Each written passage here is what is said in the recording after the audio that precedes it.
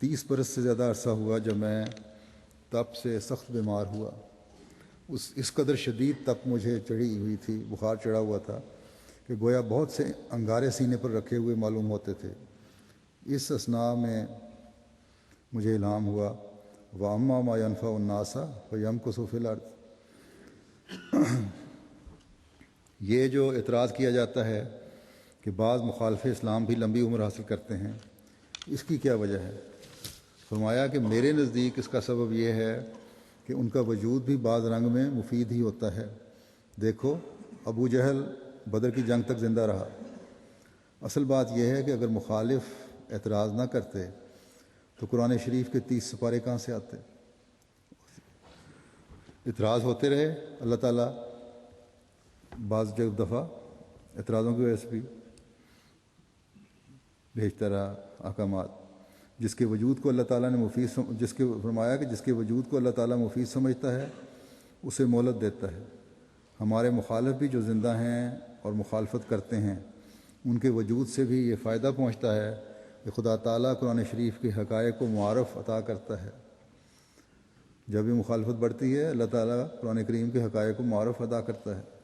اب فرمایا، اب اگر مہر علی شاہ اتنا شور نہ مچاتا تو نزول مسیح کیسے لکھا جاتا؟ جو نزول مسیح کتاب نے لکھی ہے. پھر فرمایا کہ اس طرح پر جو دوسرے مذاہب باقی ہیں ان کے بقا کا بھی یہی باعث ہے تاکہ اسلام کے اصولوں کی خوبی اور حسن ظاہر ہو. دنیا میں دوسرے مذاہب باقی ہیں وہ باقی رہیں گے تو پھر اصل موازنہ ہوگا مذاہب کا، اور پھر اسلام کی خوبیاں ظاہر ہونی شروع ہوں گی، نظر آئیں گی اگر غور سے دیکھا جائے اور پرکھا جائے. اللہ تعالیٰ ہمیں اپنی صفت الناس سے فیض پانے اور کی توفیق عطا فرمائے اور نافع بننے کی توفیق عطا فرمائے.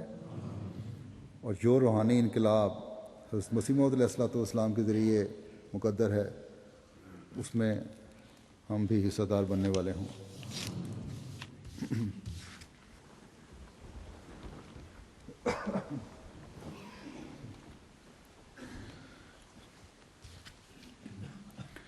الحمد للہ نحمده ونستعینه ونستغفره ونؤمن به ونتوکل علیہ ونعوذ باللہ من شرور انفسنا ومن سیئات اعمالنا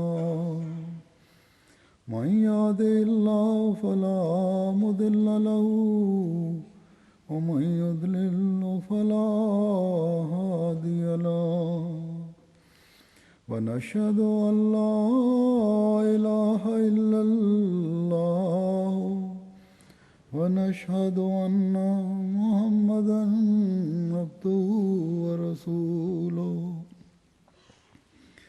عباد الله رحمكم الله إن الله يأمر بالعدل والإحسان وإيتاء ذي القربى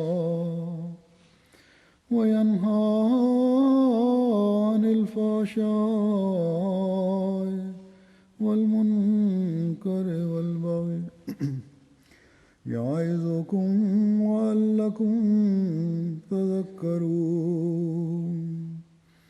اذكروا الله يذكركم وادعوه يستجب لكم ولذكر الله